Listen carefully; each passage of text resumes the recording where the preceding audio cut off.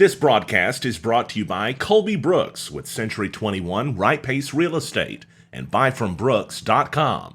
Let Colby Brooks handle all your real estate needs.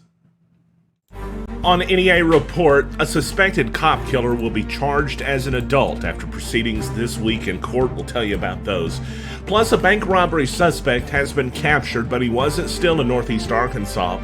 The man accused of a bank robbery in Paragould had made it all the way to Kansas, and we'll tell you how he was captured tonight. Plus, ecstasy found in the shoe of a child at a daycare center, and authorities quickly getting a search warrant and going to the mother's house tonight. What they found on NEA report right now.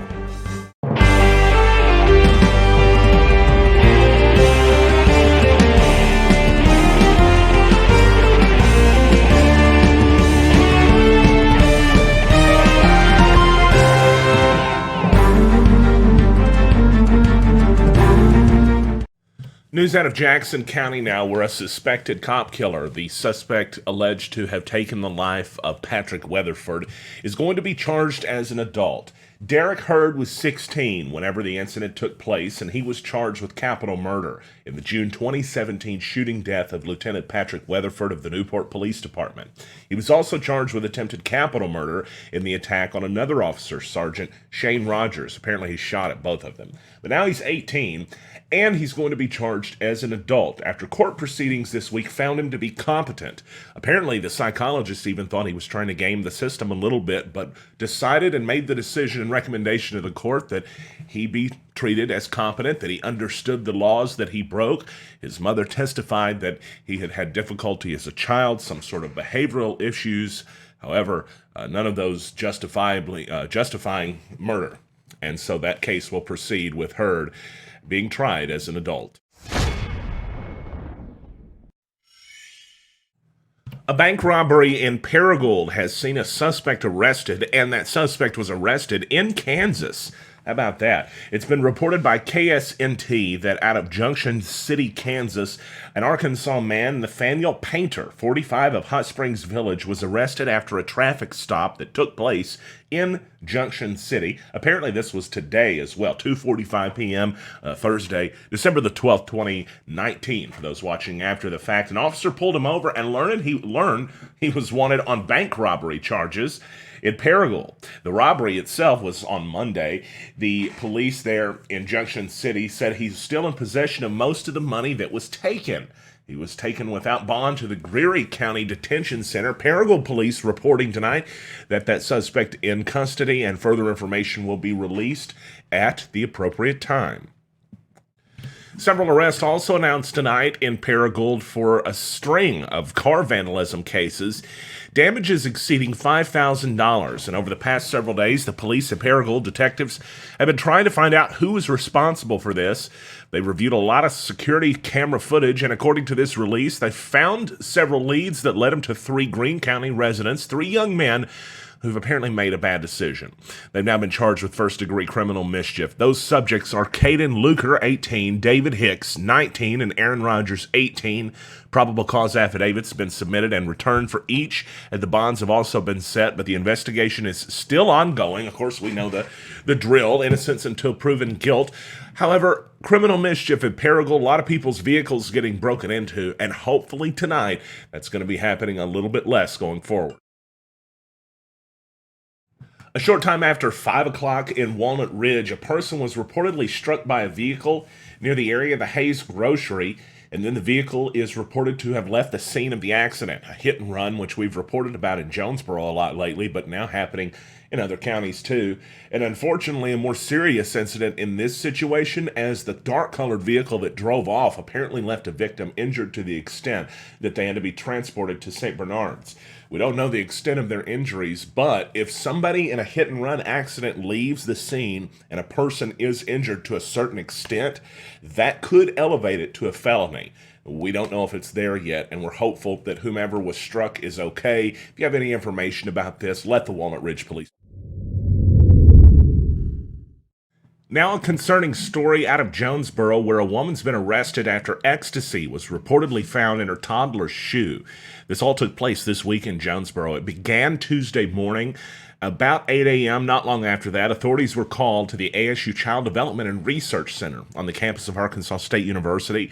ASU PD was involved in that, and they were called there after daycare workers found a baggie with 3 suspect pills inside. Those pills were ecstasy. A drug test confirmed.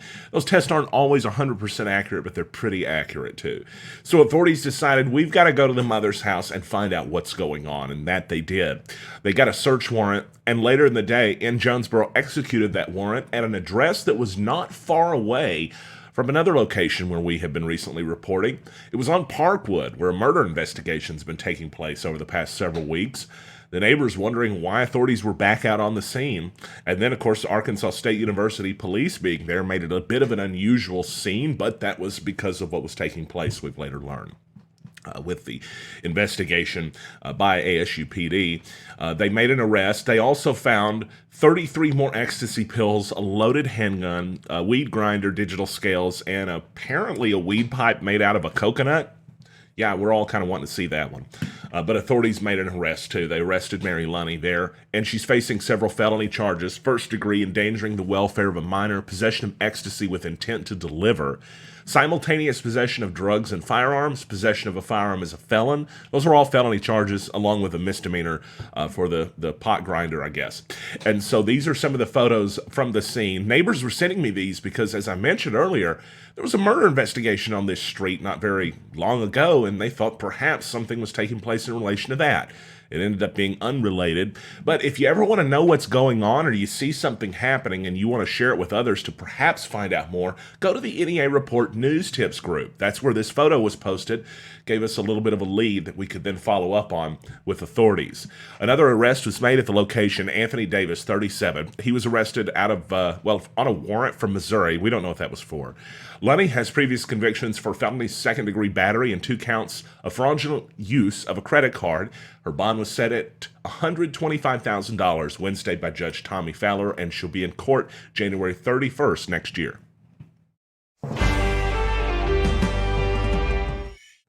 It was a big event downtown involving the mayor and other dignitaries for the Forum, with the Foundation of the Arts excited as ever to see so many remodeling changes there. Get this. The budget for the city maintenance director, $250,000, and $248,000 of that was spent. Involved in the remodeling, Tate Construction, architect John Mixon, Coca-Cola, Steve Horton, Kenny Goza, Scott Hollingshed, and Gary Hicks, who handled the welding for ADA compliance. The mayor helped with the ribbon cutting today, and then you can see everybody went inside and enjoyed some of the changes and what's being done to enhance the experience there at the Forum. If you'd like to find out more information about this, you can head to the Foundation of the Arts Facebook page and see lots more of this. Of course, we've got some photos here we're showing you. Those are on the City of Jonesboro's Facebook page, too. A big day for everybody at the Forum in downtown Jonesboro. A fun event is happening this Saturday from 10 until 2 at the Vintage Depot downtown in Paragould. The HoHo Holiday Vendor Event. It says even because it's actually supposed to say event, but I run out of space. So anyway, we'll just change that to say HoHo Holiday Vendor. And that's happening Saturday in Paragould. It's from 10 a.m. until 2 Saturday at the Vintage Depot downtown. They're going to have a lot of stuff there. Paparazzi, Scentsy, Tupperware, Color Street. I don't know what any of that is, but it sounds like it's a lot of fun. So go see them, and maybe you'll see me. And maybe we'll have a lot of fun. Who knows? It's in Paragould this Saturday. We love Christmas time around here, and our buddies over at Gully Bail Bonds, they're doing something fun for Christmas that we wanted to tell you about. It's a Christmas Gully Bail Bonds giveaway for loyal clients and the community, too. Yep, you don't have to just have used their fantastic services.